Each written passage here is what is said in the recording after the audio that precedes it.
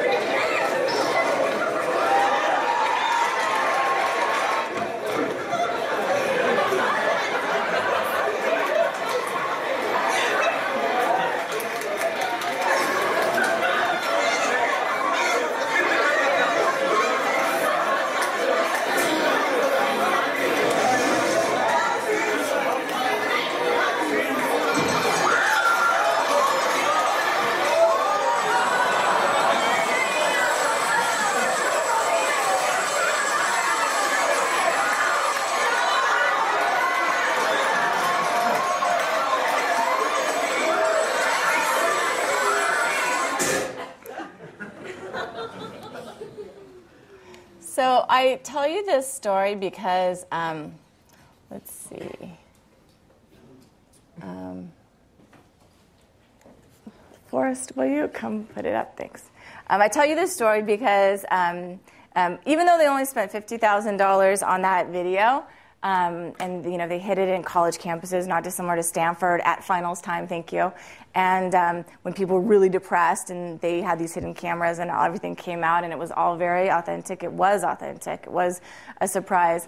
But they designed it with a large part of the Dragonfly model in mind, the result, in 2 weeks. And it was an organic search. Just one tweet out, share the happiness, spread the video. No engineering the virality. It was all organic. And they wanted that. They wanted not to... They know they can engineer it. They know that they can figure out how to push things out. They wanted it to be natural. And so it was 2 million views on YouTube in 2 weeks.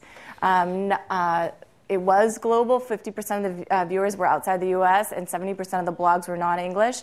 95% of the blog posts were positive comments, which, as you know, is unheard of. I'm a Pepsi drinker. I might make this switch. And there's some evidence to even suggest that it was tied to actual choice and preference. What's so interesting, I think, about this story is that, they had a lot of footage, like 12 hours of footage, and they sliced out the personal smiles, like you smiling, they would have cut that, right? They took it when the four of you were smiling together and that you were sharing the Coke. And so this emotional contagion, the shared emotion that spreads. I mean, you guys should have seen your faces. You were all laughing, and you weren't even there. And this idea of a single focus goal and being able to grab attention through unexpectedness and feeling like, oh, I could be there, and telling a story and enabling stories to be told. They didn't architect it for the last wing that well, which is enable action, not as much as like, the Old Spice guy or whatever. Those of you who had answering machines or phone mates or whatever voice messages with a Old Spice guy, you made it your own. There's a lot of campaigns that allow you to make it really, honestly.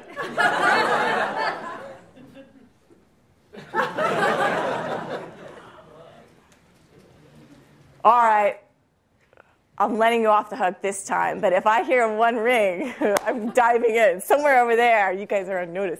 Are you still deep breathing? Yeah? Okay.